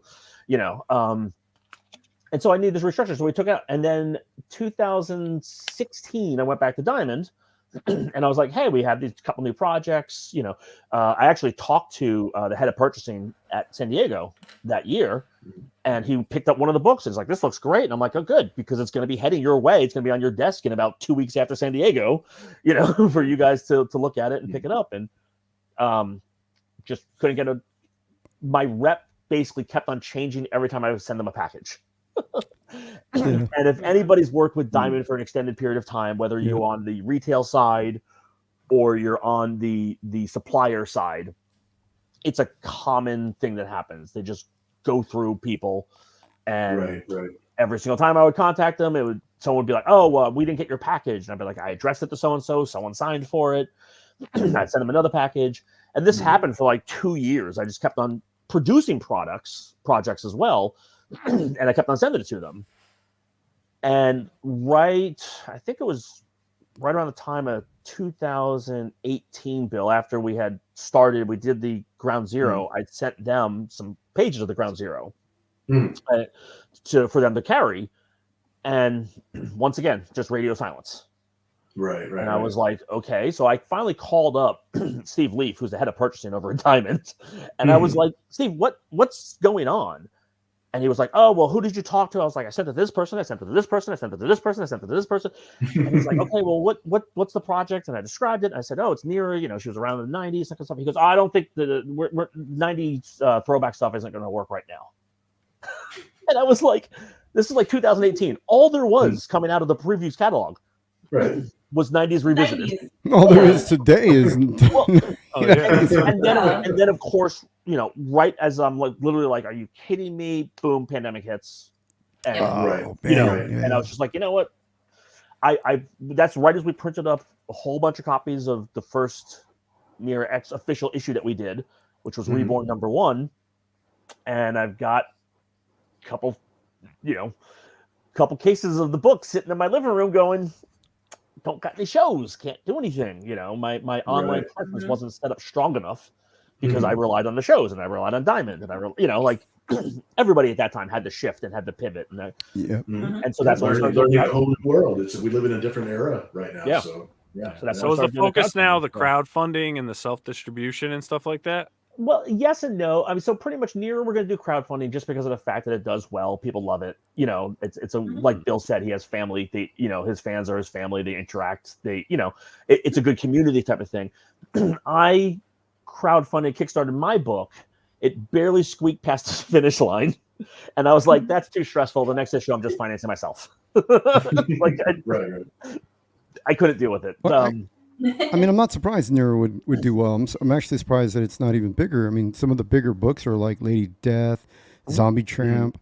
Like Kickstarter seems to really just love the femme fatales. And I mean, it's kind of funny because if you look at the history we've had, we're all over the mark with funding dollars. Like there's no rhyme or reason to our funding. But for me, and again, because of the fact that I just want to produce product, I'm just happy it funds every single time. With Nira, first day, it's going to fund. And then from there, it's just, okay, how much more cool stuff can we put together? Yeah. And we just barely started. I mean, I barely just started. Like I was spoiled in the 90s. I could sit in a bubble and work on my book. And I wasn't networking. I wasn't reaching out and doing a lot of the things that I probably should have been doing.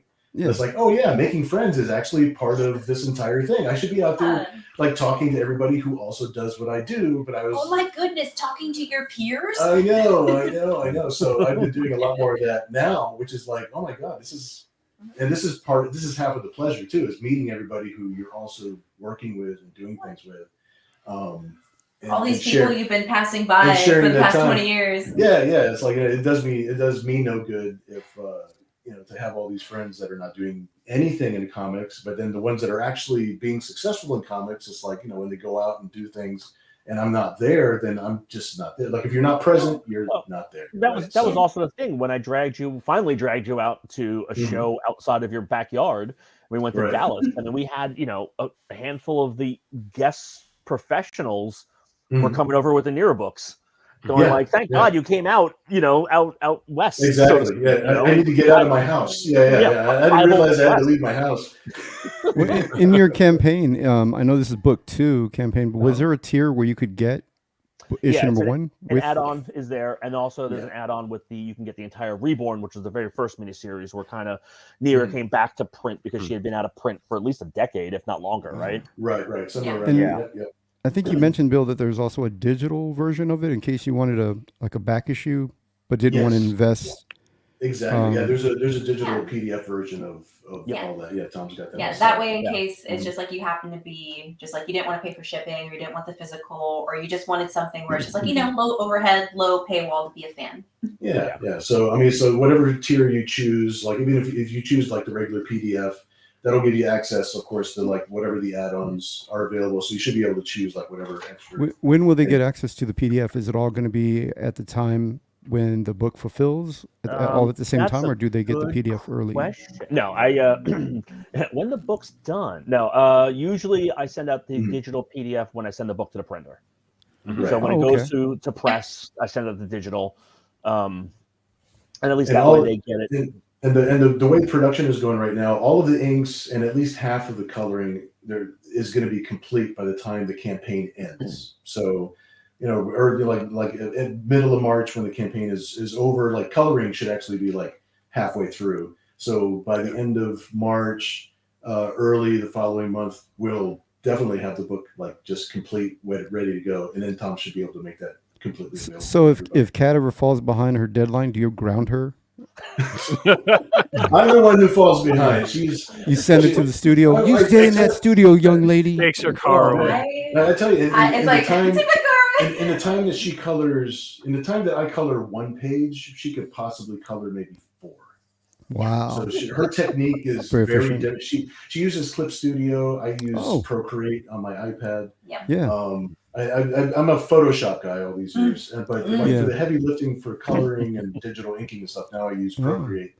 It's like Procreate and Clip Studio, definitely. But some of her techniques are just like I can't even wrap my head around how she's doing her masks and how she's doing her layers. I have had to streamline so many projects where it's just like, hey, we got like this 40-page book, but you have like a week and a half. And I was like, You know how that 18 builds a bulldozer out of a van and a shopping cart at the end of each episode? It's like she just has her own technique, and I just can't figure it out. So I'm just like, all right. But I do also have the thing where it's just like I have like crazy hotkeys.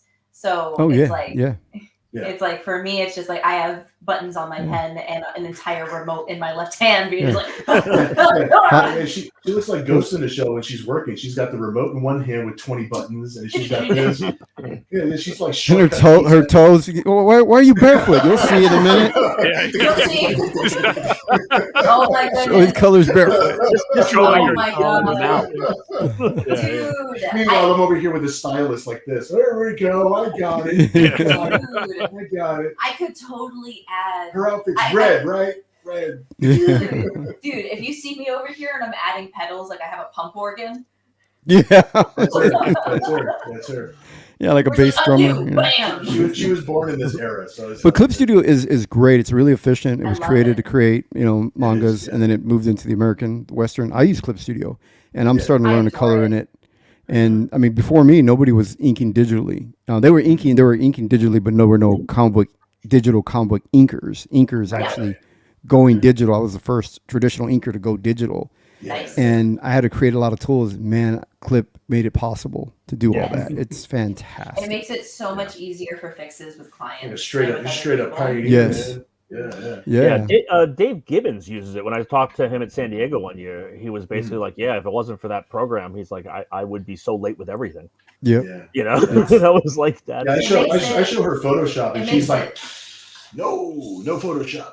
Well, Photoshop's archaic. memory hungry. It's just like Yeah, it's like it's archaic, Photoshop. It was not created for comic book creation. Well, So it was- there's some. Photoshop is the MySpace to these younger generation. They're like, Yes. nah, Dad, you want to be on MySpace? You got to be on TikTok.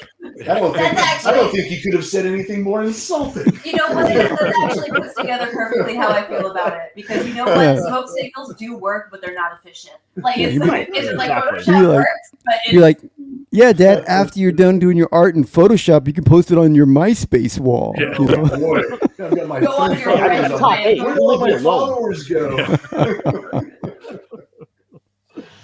But You yeah, guys, I mean, do you do videos of your coloring? yes, I do. Sometimes, Yeah. You do? Mhm. But That's a lot a great of the way time, to bring in backers too. a lot of the time, I think for we'll like post for some. Yeah, other thanks, Nile. for Actually, other projects, I sometimes haven't it been takes able to. I need to push. For other projects, I haven't been able to because people didn't want, specifically the person, the client, Well, did not want to it's see. NDA. Yeah. Right. Which here's the thing, I don't sign anything. Like the the amount of people that actually give It's me all NDA. back alley handshakes. Well, it's like for the most part, it's just an unspoken Yeah. thing. Well, where but it's yeah, just but like at the it's not same it's not in time, the contract, if but you it's just like it's also- just being yeah, but considerate. if where you it's also just like, piss off the client, then you also don't get the next job. yes. Yeah. But So that's I the other always, thing which- so I always ask, where it's just like, hey, is it okay for me to work on this live? And a lot of the time they'll say no. Sometimes they do say yes. But then half of the time, depending on the client, it's just like if the artwork is a bit too out there, or it's not a project that I think is like super cool, I usually won't show it, just because it's just like like it'll represent me at the same time. So if it's artwork that's like absolutely insane, I'm just like, you know what? don't worry, I think Nile. I'm okay. I'll give her permission to post a couple videos.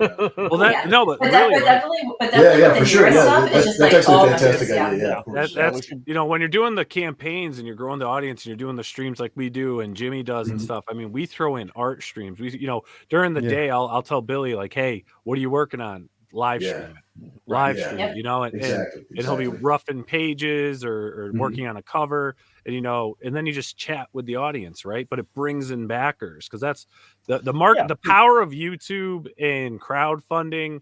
Again, it's a personal experience for them to back your project, but Right. when you Mhm. actually bring them into your studio, Creative even if process, yeah. it's virtually, Yeah. it's making Right, it even right. more personal Well, for them. it's one of the reasons why conventions are now so large, is because people want to interact with the creators. Yeah. They want to Celebrities. especially after, No, it's especially, the celebrities as well, but at the same time, I mean, you know, Right. but there's- especially after the pandemic, everybody was so hungry for it, where they're Yeah, just like, yeah. where it's just like, I need to see another person. I need to see another human. But if you look at, I mean, you know, yes, the celebrities bring in people, but if you look at something like San Diego, right, it's like they still have over 300 hours of programming for comic books, Oh which yeah. is not celebrity focused.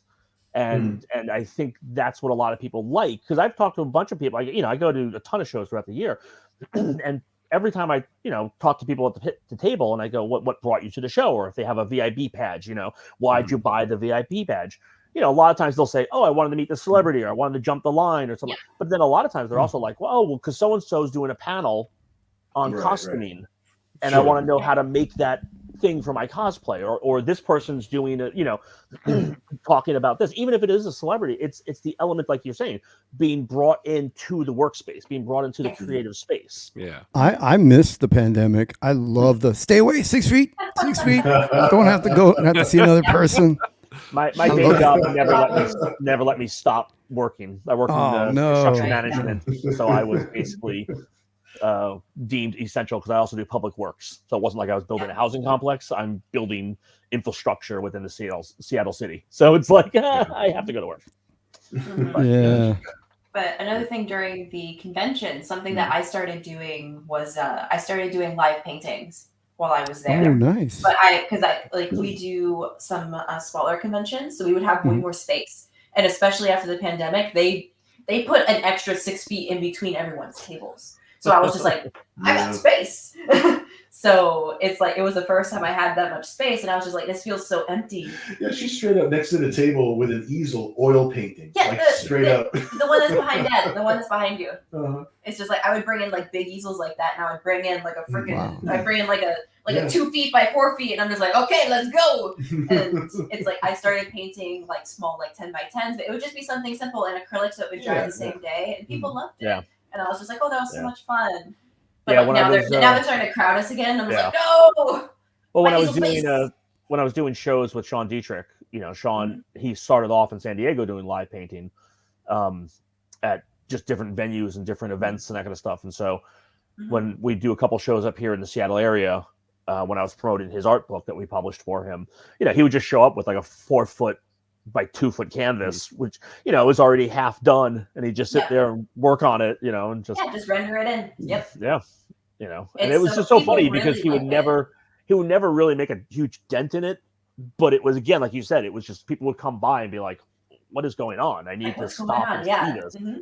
It's just like, I like in that aspect. It's like, I like being performative like that. And I've noticed basically that a lot of people, even while like I'll work on commissions right there on the spot, and so people would like, they try to see over the table, and I'm just like, I got to the point where I just started like turning a little bit so that people can see what I'm drawing. And people that's basically really what love Niles it. is talking about. He's just talking about the digital version of that, where people watch you on live streams, and I do it. I do my live streams, and I'm not on a schedule. I just fire it up, and they just like start showing up and watch me. Well, again, if I'm you working, have a nice, healthy social media presence, then yes, obviously you throw it out there and people pay attention to that kind of stuff. Yeah. A lot of the time what I'll do, because it's like going back and forth, it's just like having like working at home versus like having a dog, like, like the bubble that is working at home. It's not usually solid. I can't just sit down and be here for 2 hours. Like I'm going back and forth. I'll usually record it, or at least screen record. That way at least I can like put it together and throw it up later. But time lapse like, or real time. Those are good for shorts too, to bring people in. The shorts bring a lot of stuff in. Yeah. Yeah, well, those weird algorithms on YouTube. I'm glad you mentioned it. Now you're going to see a bunch of them start popping up now, thanks to you. So I appreciate you mentioning it, because sometimes if you get my email, it's also linked to my PayPal. Just saying. And Nile leaves a nickel every time someone clicks on it now. Yeah, I know. I'll just post them here. But it's good. I'm glad that we're reaching out. We're starting to get a little bit more involved with everybody's live streaming and getting on people's shows and interacting and doing what we're doing tonight. So I'm hoping that we have a very friendly personality. I can see that you do well with people. I think the more you're out there, I think the more the audience is gonna really gravitate towards you guys. It's gonna gravitate towards the current campaigns. It's gonna gravitate to Committed Comics. I mean, you definitely. It's a lot of work. You guys know that. Yeah. It's a lot of fucking work. From now on, Tom's always going to be labeled Late Tom now. Exactly. Yeah. It's like no matter what you do, it's going to be a lot. So you may as well do the thing you like the most. Right. So, So at least I have like a job. MySpace, Tom will be your friend. That's right. Yeah, Tom will be your first friend. Tom will be your first friend, everyone.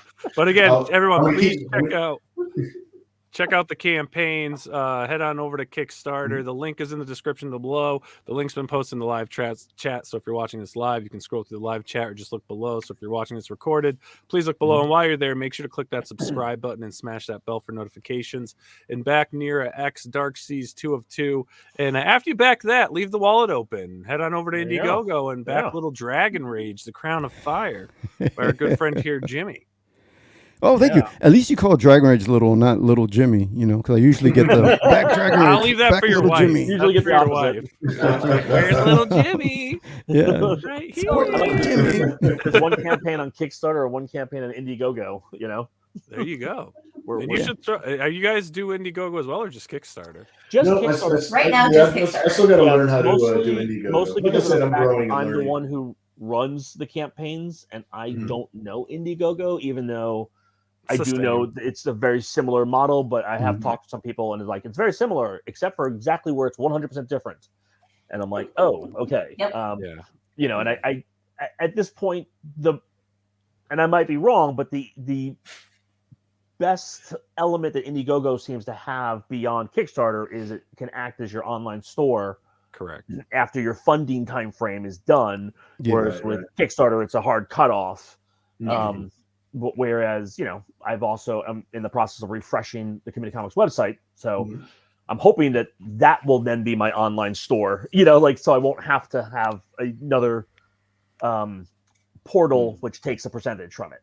you know. Yeah, but Yeah. definitely I will have- learning Indiegogo is definitely on the radar. But I would encourage you though to use the in-demand and Indiegogo. This is the first time that my last campaign I didn't use it. I just did a 30-day campaign, closed it, and got my book out.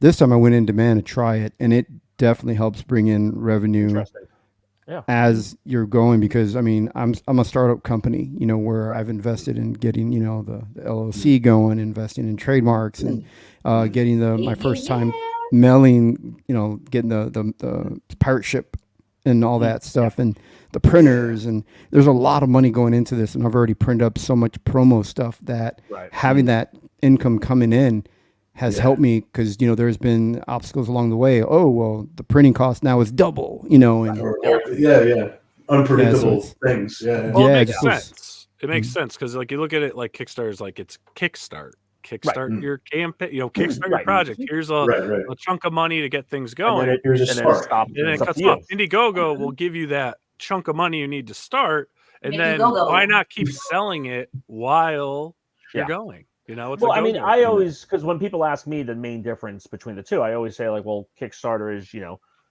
you're getting behind a project for a period of time, and Indiegogo you're actually pre-ordering. You know, you are. Yeah, because essentially they take your money right then. But it is the same thing. The only thing I will say this, and this is, you know, whether people like or dislike Kickstarter, because people have brand loyalty. Yeah, Kickstarter has the culture. Kickstarter has millions and millions and millions of users on their platform, so your discoverability is high. So they aggregate a lot of people. It's the brand recognition. It's brand recognition, billions and billions funded, and you know, that's a tough thing to beat. Yeah, you know, because you could go over to Indiegogo and only do $1,000, right? Because the discoverability it just might not be there. Yeah, right. You know, right. You know, and then you got guys like Billy who, you know, keep doing hundreds of millions of dollars with a 9,000-pound she-book. You know, but that's where showing you how it's done. Yeah. But that's where the in-demand comes in. Right. Is that for my book? You know, when I first put up my book out there, it was a little slower traffic, and then as the awareness became, it snowballs. It starts to snowball. Then now that I'm towards the end of my campaign, now it's like it's just picking up fire, and I'm getting all these new backers. So there's that advantage as well. Absolutely, you guys mentioned Don Chin earlier tonight. You know, Don does a bunch of Indiegogo stuff. Yeah. So at some point in time, my plan was to actually open up his brain, take portions out, run it through a rinse cycle, and put it into my brain. I would learn all your secrets. Well, at least the cleanliness. At least you're practicing the cleanliness. You're going to rinse it before you. Coming out of Don's head. It's a little scary. Definitely disinfect it. You're right. Some holy water. I don't know. But you want the wrinkles. Yeah. But no, these great campaigns, Jimmy. It's always a pleasure having you on, sharing your stuff. Bill, Kat, Tom, love the stuff that you're doing. Keep up at it. You know, continue. Anything you guys need, you know, I'm really pushing 2024 for Pop XP, really growing the indie connector network, supporting, you know, creators from anywhere. If you're cool with us, we're cool with you. Yeah. And you know, we're there to just help grow what we're doing, because to me, indie comics really, you know, we have mainstream comics, but that turned into a whole nother corporate beast. Right. You know, to me, comics, the mainstream comics is the indie comics. Yeah. Because this is where you're getting the heart of escapism and what comic books were meant to be, where you get the originality, because we can pivot a lot easier, you know. Exactly. So you know, the funny thing is actually with indie comics and with your traditional co-host, you know, Tucci, is I actually was the manager at one of the stores that promoted She when it first came out, before anybody else cared, before issue 3 came out and Wizard picked up on it. We were there. This will be good. Well, it was that Spotlight and Wizard for issue number 3 that just shot him through the roof. Speaking of She, look at that! I blade She. I just got that in the mail today. Yeah, nice. Yeah. There you go. Very cool. That one's in my comic book box somewhere. I've got this. Oh yeah, with Mark Silvestri. Yeah, that cover. I've got it signed by almost everybody who worked on it somewhere in my box. The 90s, baby. Good times. Good times. Gucci going to San Diego with his motorcycle. Revving it Yeah, up inside motorcycle. the convention center. for the Uh-oh. Atomic All right. Angels. Comic Angels, yeah.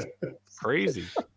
That's how Everything crazy works the out. 90s were, kids. That's right. Everything then- works and out. then- I see everybody there. And Yeah. McFarlane showed up with a NASCAR race car on the floor of San Diego. Oh, the funny car, Yeah, yeah. the funny car, the Spawn car, and the Violator 3D statue, Uh-huh. and then the live action Spawn running around signing copies of Spawn #1 as Spawn and Al Simmons. I still want to I want to see that Nira too. X. It'd be so cool. There you go. Let's We'll- make that We'll, happen. we'll see. That's a different conversation for the Bill and the Billy.